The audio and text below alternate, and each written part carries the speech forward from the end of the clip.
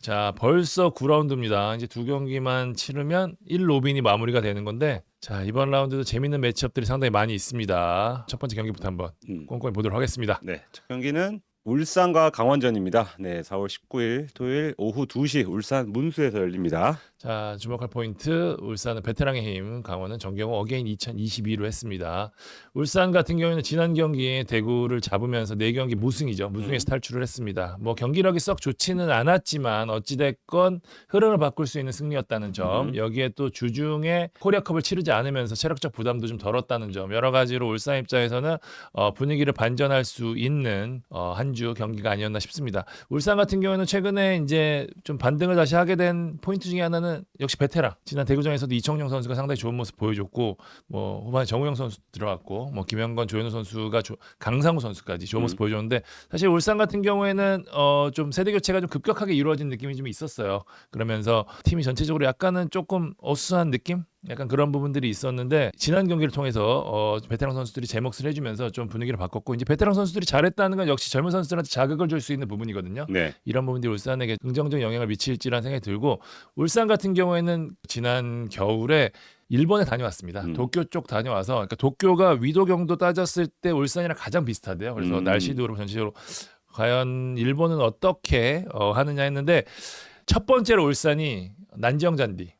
오늘 발표했죠? 네, 그 잔디를 실험해 보는 겁니다. 그러니까 이 잔디로 100% 가겠다는 게 아니라, 자, 이 잔디 한번 해보자. 그 전까지 우리는 한지형 잔디를 주로 썼거든요. 난지형 잔디를 써보고 한번 요거 잘 되면 이제 이걸 유지되고, 뭐 이제 흔히 말하는 오버시딩, 두개를 섞는 거, 그것까지 이제 알아볼 건데, 울산이 선도적인 역할을 하는 거니까 상당히 좀 중요한 부분이라고 생각하고, 강원 같은 경우도 지난 경기에서 광주를 잡으면서 3연패에서 탈출했고 319분 만에 득점을 하면서 골 가뭄에서도 탈출을 했습니다. 강원이 어쨌든 정경호 감독이 얘기를 했지만 본인도 이제 수석 코치 때 초심을 찾았다라고 해서 이제 좀 내가 내세우는 축구, 내가 원하는 교체 타이밍에 너무 많은 생각을 했다라는 얘기를 굉장히 강조를 했었는데, 어쨌든 상대가 울산입니다. 밑에 후수를 하겠지만 울산이 강원을 홈으로 물려들여서는 무려 17연승을 했습니다. 우리가 프리뷰 리뷰 때 늘 얘기했던 게 이거죠. 네. 무려 17연승입니다. 그러니까 한 시즌에 홈에서 많이 한 경기만 할 수도 있거든요. 어떤 해 같은 경우에는 17연승이면 좀 어마어마한 오랜 기간 동안 유지됐다는 얘기인데, 강원이 믿는 구석이 하나 있을 겁니다. 정경호 감독, 제가 어게인 2022라고 했던 게 뭐였냐면, 성남 시절인가요? 그렇습니다. 성남 감독 대행 시절에 정경호 감독이 울산을 잡은 적이 있습니다. 그때 사실상 굉장히 전술적으로 상대를 완벽하게 묶어내면서 승리까지 거머쥐었던 기억이 있거든요. 정경호 감독이랑 전화 통화를 하는데 그 얘기 하더라고요. 예, 물론 그때 이제 홍명보 감독 시절이었고 지금은 이제 빌드업한 형태가 달라지긴 했지만, 어쨌든 자기가 한번 잡아볼 수 있도록 노력을 해보겠다라는 얘기를 했거든요. 아마 강원 팬들 입장에서는 기대할 수 있는 부분이 아마 저쪽 부분이 아닐까라는 생각이 듭니다. 결정자 명단 보면은 서명관 선수와 보현치 선수 결정을 합니다. 서명관 선수는 한 달 정도 더 필요할 것으로 보이고요. 오래 걸리네요. 보야니치 선수도 좀 더 걸릴 것 같습니다. 보야니치 선수도 무리할 수 있는 상황이 아니거든요. 지금 말씀드린 대로 클럽 월드컵도 있고. 예. 그래서 아마 이번 경기가 쉽지 않을 것 같고, 강원 같은 경우에는 김민준 선수가 김민준 선수가 정상 훈련하고 있대요. 아마 이번 경기는 출전하지 않을까. 강원 입장에서는 상당히 천군만마가 되지 않을까. 지금 측면 자원이 없어서 굉장히 고생을 하고 있던 강원이거든요. 네. 여기 이지호 선수 지난 경기 경미한 부상으로 뛰지 못했는데 정상 훈련하고 있고 이날 경기 뛸 수 있을 것으로 보이고요. 옵션이 좀 늘어났네요. 네, 그렇습니다. 강원 같은 경우에는 지난 경기 승리에 이어서 이런 좋은 호재까지 지금 이어지고 있는 양상입니다. 지난 시즌 전적을 보면 3승 1패 울산이 우위에 있고요. 최근 5경기 3승 2패로 울산이 우위에 있습니다. 말씀드린 대로 울산이 강원을 홈으로 불려들어서는 어마어마한 성적을 보여주고 있다라는 부분 말씀드리고요. 키플레이어는 울산 루빅손, 강원 김경민 했습니다. 루빅손 선수가 지난 경기 기점으로 조금 그 미친 듯한 활동력에 이어서 경기를 풀어나가는 모습이 좀 나왔거든요. 시원시원한 거. 네, 울산 같은 경우에는 말씀드린 대로 베테랑 선수들이 중심 잡아주고 하고 있는데, 루빅손도 베테랑 라인으로 봐야 되거든요. 네, 루빅손 선수까지 좀 살아나다면, 사실 울산이 엄원상 선수가 약간 폼이 떨어진 상황에서 측면 쪽에서 풀어주는 게 좀 아쉬웠던 부분이 있었거든요. 이런 부분들이 조금은 나아지지 않을까 싶고요.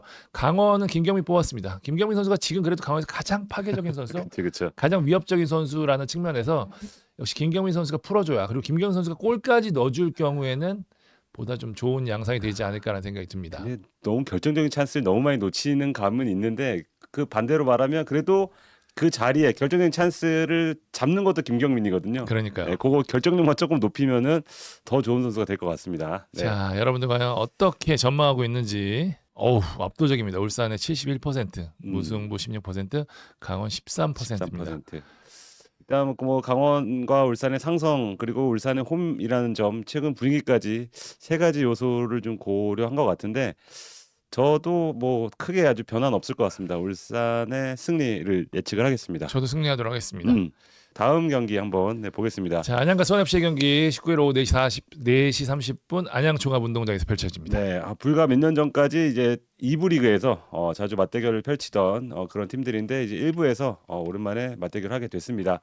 주목할 포인트는 안양은 퐁당퐁당의 힘을 믿으니까라고 골랐는데 지금 승패 그때 댓글도 누구 남기셨는데 무승부 안 하려고 무승부 거부했다. 별의별 짓을 다 한다. 어떻게든지 이기고 아니면 후반에 역전을 당하고. 신기해요. 꼭 해당 시즌마다 저렇게 무승부 없는 뒤 한 팀씩 있어요. 맞아요. 광주가 옛날에 그랬었고. 맞아요. 예. 네. 지금 안양은 한 번인가밖에 안 비긴 정도로 지금 무승부 없이 승패를 번갈아가고 있습니다. 지난 라운드에서 이제 또 패했기 때문에 퐁당퐁당의 어떤 공식대로라면 이번 경기는 승리를 해야 되는 그런 안양이 되겠고요. 그리고 김다솔 선수가 이제 돌아오니까 복귀하죠. 네, 믿는다.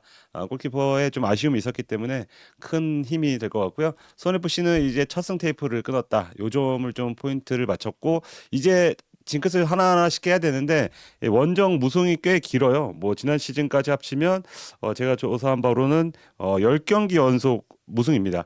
마지막으로 원정에서 승리한 게 울산전 8월 18일이에요. 작년에 아주 더울 때 그 손준호와 안드레손의 연속골로 이겼던. 어떻게 기억나지? 아니 어떻게 또 울산은 잡았대? 그러니까 그때 이후로 지금 거의 뭐 한 8개월 가까이 원정에서 승리가 없습니다.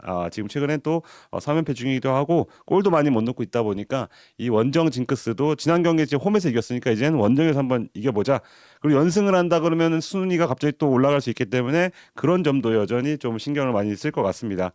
이 경기 이제 그 결정전 현황 보면 김동진 선수는 조금 걸릴 것 같고요. 최규현 선수가 최근에 좀 중미로 나서서 잘했죠. 네, 좋은 모습 보이는데 살짝 컨디션이 좋지 않다고 합니다. 그래서 지금 김정현 선수의 파트너를 지금 바꿔가고 있거든요. 김정현, 리영직이 나란히 쓴 거는 꽤 오래됐어요. 그리고 나서 뭐 김정현, 뭐 최규현 뭐 이런 식으로 계속해서 지금 바꿔가면서 김정현 또 그 외국인 선수까지 이렇게 새로운 조합을 계속해서 맞추고 있는데 이번 경기 최규현 선수가 못 나온다면 잘하면 또 리영직 선수가 오랜만에 발을 맞출 수 있지 않을까. 그래도 핵심은 김정현 선수다 이렇게 볼 수 있고. 그렇죠. 네, 수원FC 같은 경우에는 지금 지동원 선수가 좀 시간이 걸릴 것 같은데요. 햄스트링이죠. 네, 햄스트링. 그런데 이제 지난 경기에서 성과를 봤기 때문에 공격 외국인, 수비 한국인 요렇게 아마 나눠서 똑같이 준비하지 않을까. 근데 외국인 선수들의 지금 부상자가 없다는 점, 그리고 아반다 선수가 지난 코리아컵 때 득점을 했죠. 네, 그런 어떤 호재도 있기 때문에 외국인 선수를 조금 더 적극적으로 활용할 것으로 좀 예상이 됩니다. 두 팀은 좀 전술적으로 이 패스 횟수가 굉장히 좀 적은 게 인상적입니다. 수협이 전체 11위고 안양이 12위예요. 그러니까 이제 패스를 뭐 주고받고 점유를 하고 이런 축구보다는 빠르게 나가고 잘라먹고 이런 효율성에 좀 초점을 맞추는 축구를 하고 있는데 서로 이제 스타일이 비슷하다 보니까 서로 이제 막고 역습을 할 거란 말이죠. 그렇죠. 그래서 상당히 좀 스피드한 경기가 될 수도 있겠다. 공을 잡고 지루한 U자 빌드업 같은 어떤 경기는 많이 안 나올 수도 있겠다. 이런 생각이 들고요. 근데 좀 디테일하게는 안양 같은 경우에 좀 공중볼을 수협보다는 조금 더 잘 따는 그런 모습. 그리고 좀 터프한 수비, 파울 수가 상당히 좀 많습니다. 그런 점을 봤을 때는 수협을 좀 힘으로 누르려고 할 것 같고요. 근데 수협은 인터셉트가 가장 많습니다. K리그에서. 그런 점을 봤을 때는 조금 더 기술적으로 저기가 이제 김정현 선수를 예를 들면 잡아서 어떻게 넘어뜨리려고 한다면은 여기는 안 잡고 이제 윤빛가람이 발만 쏙 빼서 공을 빼앗는 어떤 그런 색깔의 역습 준비 과정을 밟고 있다. 이렇게 보면 될 것 같습니다. 키플레이어는 주요 전적은 뭐 말씀드렸다시피 지난 시즌 당연히 없고요. 최근 10경기 K리그 2입니다. 그때는 6승 1무 3패로 수원 FC가 우위를 점했다. 큰 의미가 없는 전적입니다. 그렇죠. 팀 모두 그대랑 비교하면 선수단도 완전 엄청나게 바뀌었죠. 바뀌었고 네, 감독도 바뀌고 감독도 바뀌어 있고. 네, 마지막 맞대결은 거의 4년 전에이니까 지금은 또 업데이트가 이제 이번부터 됩니다. 키플레이어는 안양 못다 수원 FC 싸박으로 하겠습니다. 뭐 가장 재밌는 것 같아요. 지금 외국인 원톱이 슬슬 뒤지게 켜고 있고 못다는 이미 뭐 골을 넣고 있고 사바 같은 경우도 지금 연속골 넣으면서 기세를 올리고 있어서 지금 못다의 뚝배기냐 사박의 뚝배기냐 누가 최고의 뚝배기냐 지금 에드가가 살짝 저물고 있기 때문에 새로운 뚝배기의 제왕은 바로 나. 꼼빠뇨까지 3대 꼼빠뇨까지 있죠. 네, 3대 천왕, 네. 3대 뚝배기. 3대 뚝배기 중에 내가 최고다. 이런 어떤 컨테스트 성격을 띠는 경기가 되겠습니다. 윤빛가람 선수 지난 경기를 통해서 좀 좋은 모습 보여줬었고요. 그쵸. 0점이 안 맞는 모습 계속 보였었는데 골도 넣었었고 안양 같은 경우는 지금 마테우스 선수가 살아난 모습 보여주고 있는데 여러분들은 좀 어떻게 예상을 해서 하셨을지 와. 굉장히 팽팽하네요. 안양 승 37, 무승부 33, 수원 FC 승. 야 이거 어렵다. 저 먼저 할까요? 저는 아까 하겠지? 만 기자가 얘기하는 걸 듣고 아니야? 그 양 팀이 이 빌드업 형태보다는 빠르게 넘어가서 맞받아치는 양상이 될 거라고 얘기했는데 그러면 앞선 라인이 좋은 수원 FC가 좀 더 유리할 것 같습니다. 외국인들이 네, 왜냐면 지금 안데르손 지난 경기 보시면 아시겠지만 역시 크레그로스면 뭐 사박 득점도 해주고 아반다 선수 좋고요, 로한 선수 좋거든요. 저는 수원 FC 승리로 아우, 가겠습니다. 원정 승리. 저는 퐁당퐁당의 힘을 믿겠습니다. 승패 패했으니까 이제 승할 차례. 여기다가 홈에서도 지금 승리 맛봤기 때문에 홈빨이 있을 것이다. 안양 승으로 고르겠습니다. 이 경기 저는 개인적으로 가장 재밌을 것 같습니다. 저도 가장 난타전 양상으로 진행되지 않을까. 아까 리버님께서 말씀하신 대로 무승부는 안 나올 것 같다고 하는데 어김없이 준서님께서는 또 무승부네. 네, 자대님 말처럼 재미있을 것 같습니다. 다음 경기 가보겠습니다. 19일 토요일 오후 4시 30분 김천 종합에서 김천과 대전이 맞붙습니다. 말씀해 주신 대로 1, 2위 팀의 대결입니다. 두 팀 모두 또 지난 코리아컵에서 승리를 거뒀습니다. 로테이션을 거두고 물론 대전보다는 김천의 로테이션 폭이 훨씬 컸습니다. 제가 그래서 막광 스쿼드의 힘이라는 얘기를 붙였는데 김천은 지금 누가 나와도 지금 제 몫을 해주고 있는 상황입니다. 사실 수원FC전에서도 상당히 간절함에 밀려서 패했던 부분이지 뭐 경기력이 떨어지거나 그런 부분은 아니었거든요. 어쨌든 지칠 수 있는 양상이었는데 새로운 선수들이 나가서 좋은 모습 보였어요. 뭐 김찬 선수 득점도 기록을 했고 어쨌든 김천은 백업으로 있는 선수들도 상당히 좀 잘해주는 선수들이라 잘하는 선수들이라 이 선수들이 또 대전전에서 좀 가세를 하면은 대전 입장에서도 기존에 분석했던 거랑 조금 다른 형태도 나올 수도 있거든요. 그렇죠? 저는 그 코리아컵이 상당히 좀 모멘텀이 될 수 있다는 측면에서 막강 스쿼드의 힘이라고 얘기를 했는데 어쨌든 김천의 지금 흐름이나 경기력을 놓고 봤을 때는 연패는 제가 그림이 안 그려지거든요. 그래서 막강 스쿼드의 힘 했고요. 대전 같은 경우에는 최근에 2경기에서 승리를 하지 못했습니다. 지난 경기에서도 패배를 했었죠. 예. 대전의 지금 아쉬운 부분이 뭐냐? 수비입니다. 3경기에서 다 멀티골을 내줬어요. 2골씩 내줬거든요. 그래서 6골을 허용했는데 사실 저는 수비 자체의 문제라기보다는 경기 황선홍 감독 저한테 얘기를 해주셨는데 경기 운영에 대한 문제라고 봅니다. 너무 덤빈다고 해야 될까요? 예, 그러니까 이 공을 좀 소유하면서 상대가 좀 올라오는 타이밍에서 공을 좀 소유하면서 템포를 떨어뜨리고 워낙 발빠른 선수들이 많기 때문에 자기들의 흐름을 만들고 역습을 노리면 기회를 만들 수 있는데 같이 덤비는 상황들이 많아요. 그러다 보니까 갑자기 중앙 수비가 좀 헐거워지면서 그러니까 중앙 라인이 헐거워지면서 수비한테 좀 부담을 주는 상황들이 상당히 많이 벌어지는데 황선홍 감독 이 부분에 대해서 좀 적극적으로 좀 바꾸겠다라는 지금 뭐 해서 지금 그렇게 준비를 하고 있는 것으로 알고 있는데 요 부분이 김천 같은 경우에는 지금 강력한 스쿼드의 힘 그리고 대전 같은 경우는 이 수비를 어떻게 바꿔줄 것이냐가 이날 경기 중요한 포인트가 될 것으로 보입니다. 김천 같은 경우에는 역시 부상자가 없습니다. 없는 상황이고요. 대전 같은 경우에는 이순민, 최건주, 마사, 김승대 선수는 가로를 쳐놨습니다. 김승대 선수는 훈련 중인데 경기 출전까지는 조금 어려울 것 같긴 한데 일단 훈련을 하고 있으니까 네. 김문환 선수는 이날 경기에 출전할 공산이 큽니다. 지난 코리아컵에서 복귀전을 치렀죠. 네, 그렇기 때문에 김문환 선수가 들어간다면 지금 임덕근 선수가 중앙에 상당히 잘해주고 있지만 강윤성 선수를 중앙으로 돌릴 수 있는 여유가 좀 생기게 되는 거거든요. 예, 이런 부분들도 이날 경기의 중요한 포인트가 될 것으로 보입니다. 지난 시즌 1승 2무로 김천이 우위에 있습니다. 제가 올 시즌 전적으로 바꿔놨는데요. 김천 홈에서 2승 1무로 패가 없습니다. 대전은 원정에서 4승 1무로 패가 없습니다. 유일하게 좋아요. 네. 자, 홈 깡패와 원정 깡패가 만났을 때 과연 어떻게 할 것인지 이 부분 한번 여러분들이 잘 고민해서 승패 한번 찍어보시면 될 것 같습니다. 김천은 6강전 대전 하창래 했습니다. 사실 뭐 양팀 모두 뭐 이동경, 주민기 선수 있는데 이 선수들 빼고 유강현 선수가 최근 득점력이 괜찮거든요. 예, 과연 친정팀을 상대로 어떤 모습을 보여줄지 중요하고 하창래 선수가 저는 이 대전의 수비를 바꿀 수 있는 키를 쥐고 있다고 생각합니다. 사실 안톤 선수 같은 경우에는 기본적으로 덤비는 수비라는 선수이기 때문에 대전이 계속 그 양상을 유지해야 되는데 하창래가 뒤에서 어느 정도 커버를 해줄 수 있느냐에 따라서 이날 경기 대전이 약점으로 보인 수비력을 어떻게 커버할 수 있을지 해결할 수 있을 것으로 보입니다. 네, 아까 정정하면 창 기자가 이제 패배라고 했는데 대전은 지난 경기 때 무승부. 무승부. 그 전 무승부했죠? 경기가 패배였죠. 네네. 제가 헷갈렸습니다. 네, 정정을 드리고 그리고 주목할 포인트는 임덕근, 김인균 이 선수들이 이제 미리 가야죠. 한번 네. 김천 가보는 거죠. 네. 그 정정된 감독과 인사도 나눠야 될 거고. 네. 근데 그걸 바라보는 황선홍 감독의 표정을 한번 카메라맨이 좀 잡아주셨으면 어떻게 어떻게 내 새끼들을 저기다 4명이나 보내라고 그렇죠. 아마 씁쓸하게 좀 바라보지 않을까. 예, 그 두 감독의 표정의 희비도 좀 보시면 좋을 것 같습니다. 네. 이 경기도 예측이 어려워요. 네. 와, 와, 장난이다. 100%입니다. 와. 김천승 42%, 대전승 39%입니다. 무승부보다는 승패가 갈릴 것이다. 근데 어디로 갈릴지 모르겠다. 창기자부터 좀 네. 저는 대전의 원정 승리가 데이터가 훨씬 커요. 5경기 맞습니다. 되거든요. 저는 대전에 승리하겠습니다. 대전승. 네. 저는 김천승 하겠습니다. 이게 개개인별의 어떤 싸움에서 저는 김천이 우위에 있다고 보거든요. 예, 실력적인 면이나 뭐 외국인은 비록 없지만 밀릴 것 같지 않아요. 경기력 자체가. 그런 만큼 김천승을 골라 보겠습니다. 여러분들 이게 저도 경기력은 김천이 더 좋거든요. 근데 김천도 비슷한데 김천도 실점이 많은 팀이에요. 네. 그러니까 뒤를 좀 열어줘 공격하는 팀이거든요. 이런 팀의 양상 저는 뭐 이런 경기 재미없다면 저는 이날 경기 되게 재밌을 것 같아요. 두 팀 모두 수비보다는 공격 쪽에 방점을 맞춘 그치. 팀이라 결정력 면에서 대전이 납니다. 그래서 저는 대전을 찍었습니다. 구택이 좀 싸하긴 한데 저는 한 3대2, 2대1 정도로 김천이 이기지 않을까 한번 예측해 보겠습니다. 자, 다음 경기 가보겠습니다. 자, 서울과 광주의 경기 이정효 대 김기동 4월 19일 오후 7시 서울 월드컵 경기장에서 펼쳐집니다. 아우 춥지 않을래나? 춥지. 이제 네. 7시면 아직까지는 좀 춥습니다, 여러분. 두 팀은 승점은 13점으로 똑같습니다. 근데 이제 다득점에 의해서 광주가 4위, 서울이 5위에 있는데요.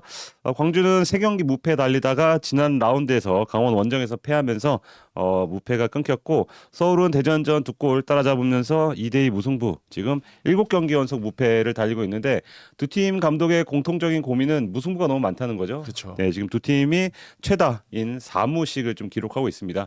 지금 8경기에서 4무니까 거의 절반의 경기는 지금 비기고 있다.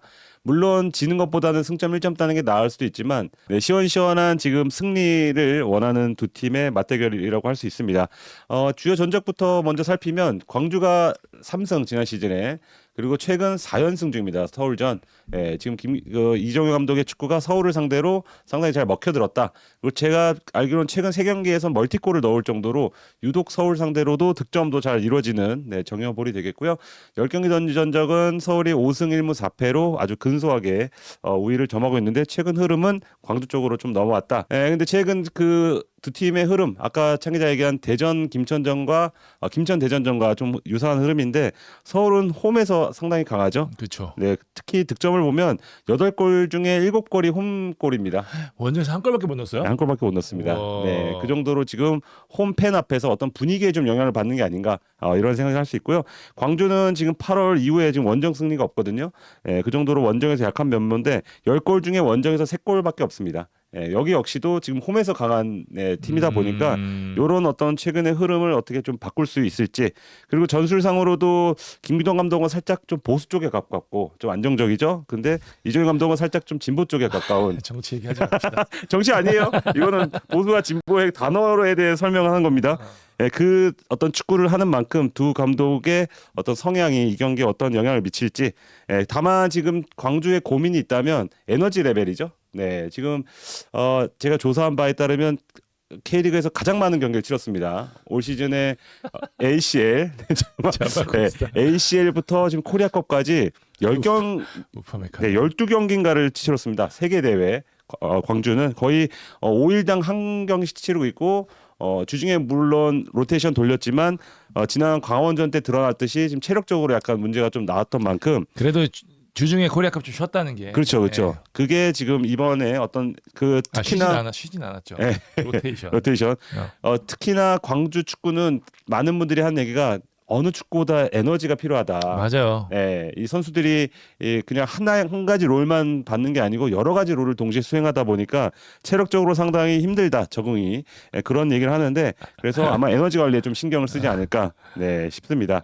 네, 키플레이어는 서울은 문선민 그리고 광주는 가브리엘로 하겠습니다. 아, 문선민 좋아요. 네, 문선민 지난 경기 때 내가 진짜 왜 국대로 월드컵까지 갔는지를 어떤 실력적으로 보여줬고요. 이번 경기도 아마 조커로 나서서 상당히 좀 유연한 움직임을 보여줄 것 같고 근데 지금 서울식 축구를 하려면 둑스가 지금 확실한 스트라이커가 없는 상황에서 결국에는 김기동 감독이 추구하는 게 약간 제로톱 유형이 아니겠습니까? 네. 그 제로톱은 결국에는 좌우 윙어들이 이렇게 파고 들어줄 때 훨씬 많이 나오는 득점이 나오는데 문선민 선수 그 역할을 아주 잘해주고 있어요. 그렇죠. 근데 정수원 선수가 지금 부상이기 때문에 네. 윙어 자리가 하나 비거든요. 그 말은 문선민이 아예 조금 더 정수원 극우래.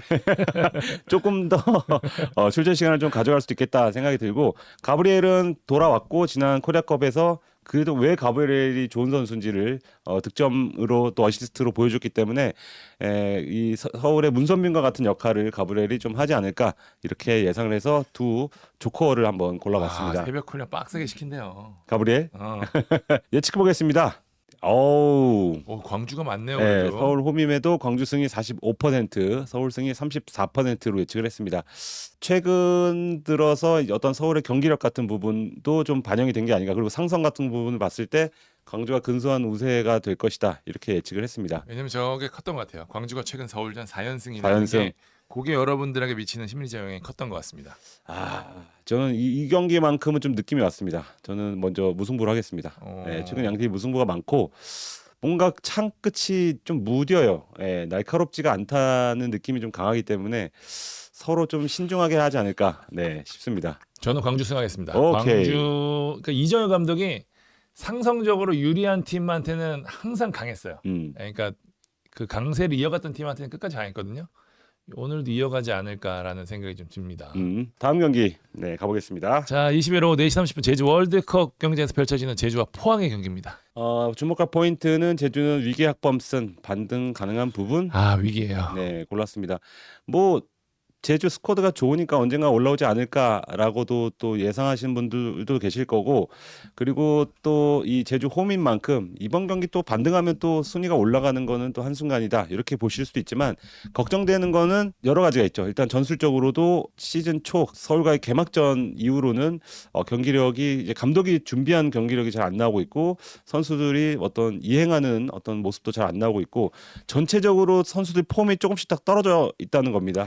제가 부천전 때 이제 제주 관계자들이랑 얘기를 좀 많이 나눴는데 학범순의 축구가 기본적으로 뒤에는 좀 단단한데 앞에 이제 4분의 3 지역 갔었을 때는 개인들의 좀 창의성, 그러니까 짜여진 축구보다는 거기서 이제 선수들의 자유도를 상당히 높게 주는 편인데 좋았을 때 뭐냐면 그 자유도를 외국인 선수들이 극대화시키는데 굉장히 능한 가운데 예전에 지쿠 선수라든지 그런 테크니션들한테 수비 부담을 덜어주고 티아고 티아고 선수 마찬가지고 근데 지금 그걸 해줄 수 있는 유형의 선수가 없어요. 유일하게 그나마 이 팀에서 남태희가 빛나는 이유 중에 하나가 창의적인 플레이를 할 수 있는 거의 지금 유일한 선수거든요. 서진수 선수 좀 많이 떨어진 상황이고 외국인 선수 좀 유형을 보니까 스피드지 막 개인 기술이 있는 선수는 아니에요. 그러니까 공격 쪽에서 계속해서 답답할 수밖에 없는 양상이 이어질 수밖에 없는 사실 유리 같은 경우에는 잘 짜여놔서 플레이를 하면은 더 잘할 수 있는 득점을 할 수 있는 유형인데 학범순이 좀 그게 조금 좀 약한 부분 중에 하나거든요.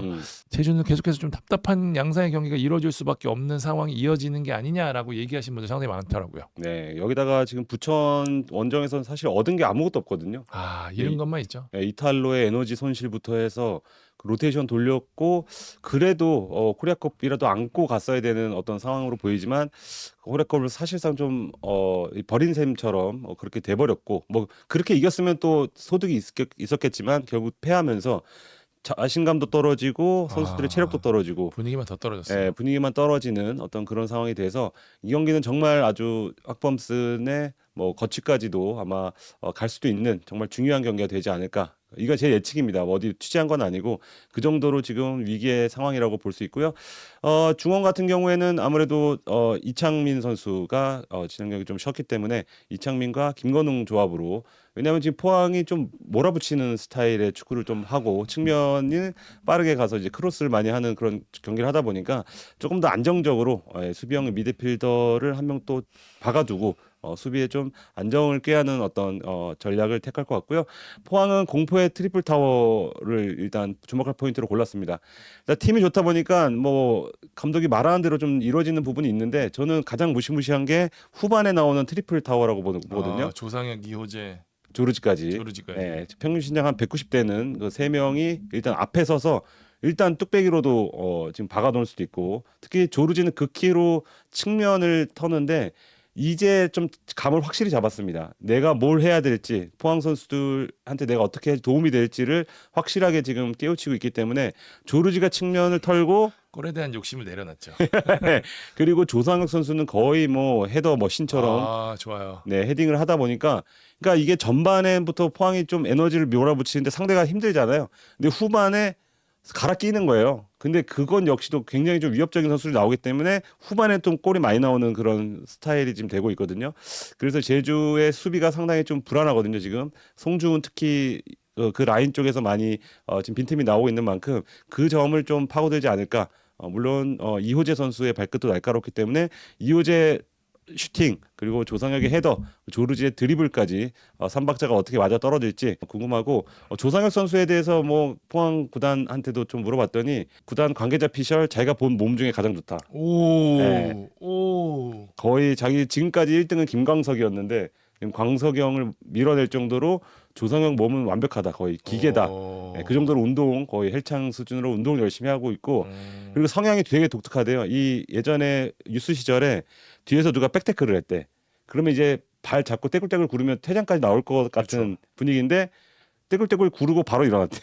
오. 감독이 아마 놀랬겠지. 오. 야 누워 있어. 퇴장을 얻어야 되는데 자기는 그런 거를 못 본대요. 그 꾀병 같은 거를 못 하고 오. 안 아프면 그냥 일어나서 뛰는 거야. 그리고 좀 아. 아프더라도 일어나서 뛰는 거야. 어우, 그런 선수들이 다치면 크게 다치는데. 근데 이제 몸이 잘 만들어졌기 때문에 그런 게 아닌가. 그렇죠. 네. 그 나이도 어리고. 나이도 어리고 그리고 이제 몸을 그렇게 잘 만들다 보니까 점프력도 굉장히 좀 잘 유지가 되는 게 아닌가 싶어서 조상혁 선수는 좀 개인적으로 앞으로 좀 많이 기대가 되는 없는 유형이기 때문에 또 리그에 젊은 스트라이커들도 많이 없고 네. 뭐 박재용 선수나 뭐 이런 선수들 기대만큼 성장을 못 하고 있는 상황에서 조상혁 선수 어느 리그나 타겟형 스트라이커에 대한 니즈는 항상 있거든요. 그렇죠. 네. 근데 그 자리를 국내 선수가 채우는 건 굉장히 드문데 포항은 이호재, 조상혁이라는 아주 좋은 카드를 둘 다 젊어요. 둘 다 갖고 있고 반면 제주는 그쪽이 문제죠. 지금 이건희 선수마저 군대 가버리면서 지금 박동진 선수는 사실 스코어러 유형은 또 아니고 그리고 서진 선수 부진하고 뭐 유리 조나탄 지난 전북전에선 잘했지만 그 선수가 꾸준하게 또 지금까지 잘하지는 또 안 나와서 이 경기가 또 어떻게 나올지도 좀 모르겠고 그러니까 전방에 문제가 있는 팀과 전방에 문제가 없는 팀의 맞대결을 볼 수 있습니다. 주요 전적은 지난 시즌 1승 1무 1패로 동률이고요. 최근 10경기도 4승 2무 4패로 동률입니다. 근데 코리아컵에서 자주 최근에 2년 연속 만났는데 그렇죠. 그 만날 때마다 포항이 그래도 한 발 앞서서 다음 라운드에 진출을 하곤 했다는 말씀까지 드리고 키플레이어는 제주 이탈로 뭐 이탈로가 선발로 안 나올 수도 있지만 그래도 가장 시원시원하게 경기를 풀어갈 수 있는 선수를 골랐고요. 포항 역시도 그런 면에서 지금 측면에서 상당히 지금 물이 오른 조르지 선수를 아까 누가 억지로 좀 껴왔다고 하는데 이호재 너무 많이 했으니까 이번에 조르지 선수가 득점까지 좀 터지면 포항 입장에서 금상첨화이지 않을까 싶어서 키플레이어를 골라봤습니다. 예측 보겠습니다. 지금 포항 50%가 살짝 보이네요. 한번 열어주시죠. 최근 흐름을 반영이 됐네. 제주가 그래도 홈에서는 강하지 않아요? 강하죠. 지금 거의 모든 승점을 홈에서 따고 있습니다. 고민되네. 그런데 경기력 자체가 지금 포항이 좋기 때문에 저는 이제 제주 담당을 그래도 좀 했지만 느낌상으로는 포항이 이길 것 같습니다. 전 포항승으로 하겠습니다. 저도 포항승 하겠습니다. 흐름상 포항이 좋은 것 같아요. 그리고 사실 포항 공격이 알고 막기 어려운 상황의 공격이거든요. 네. 그런 부분에 있어서 제주가 수비가 좋기는 하지만 우리 뚫어낼 가능성이 좀 높아 보인다라는 네. 생각이 좀 듭니다. 네, 제주 승 축하드립니다. 자, 마지막 경기 재밌는 경기가 많네요. 네, 감독을 교체한 대구가 전북 원정 떠납니다. 20일 일요일 오후 4시 30분 전주 월드컵 경기장에서 전북과 대구가 맞붙습니다. 자, 전북 같은 경우는 코리아컵 후유증이라고 적었습니다. 전북 같은 경우는 이번 코리아컵에서 로테이션을 가동하면서 좀 편하게 갈 생각을 했었는데 네. 의외로 연장 승부까지 가면서 꼼파뇨, 전진우 뭐 다 썼단 말이에요. 이승우 선수도 생각보다 오래 뛰고 물론 아직 시즌 초반이기 때문에 체력적 부담이 그 정도까지 크지는 않겠지만 어찌 됐건 경기력에 대한 아쉬움과 그리고 꼼파뇨 아니면 꼼파뇨 전진우 아니면 지금 득점이 어렵다라는 것을 다시 한번 좀 노출한 상황이거든요. 포획 감독도 승리 빼놓고 얻은 것이 없는 경기였다라는 얘기를 끝나고 했는데 전체적으로 이 후유증이 좀 있을 수밖에 없는 상황입니다. 사실 앞선 경기들에서도 사실 지난 경기 제주전도 콤파니 선수가 막판에 득점을 하긴 했지만 내용면에서는 크게 밀렸던 경기였고 그 분위기를 바꿔줄 때 이승우 선수가 기세를 이어갈 줄 알았는데 사실 코리아컵에서 상당히 좀 아쉬운 모습, 특히 결정력에 상당히 아쉬운 모습 보였거든요. 이런 부분들이 좀 경기에서 어떤 영향을 미칠 것인가라는 생각이 좀 듭니다. 대구 같은 경우에는 이제 박찬영 감독이 떠나고 치르는 두 번째 경기 코리아컵에서 일단은 득점하고 승리하면서 이 연패를 끊는 데는 성공을 했었는데 사실 뭐 상대가 그렇게 강한 팀은 아니었고 리그에서는 이제 전북을 만나는 거기 때문에 진정한 이 감독 교체 효과가 좀 느껴질 것으로 보입니다. 어쨌든 3백으로 회귀를 했고 같이 대구가 좀 잘했던 스타일의 경기로 돌아갔는데 결국 그게 맞습니다. 그죠?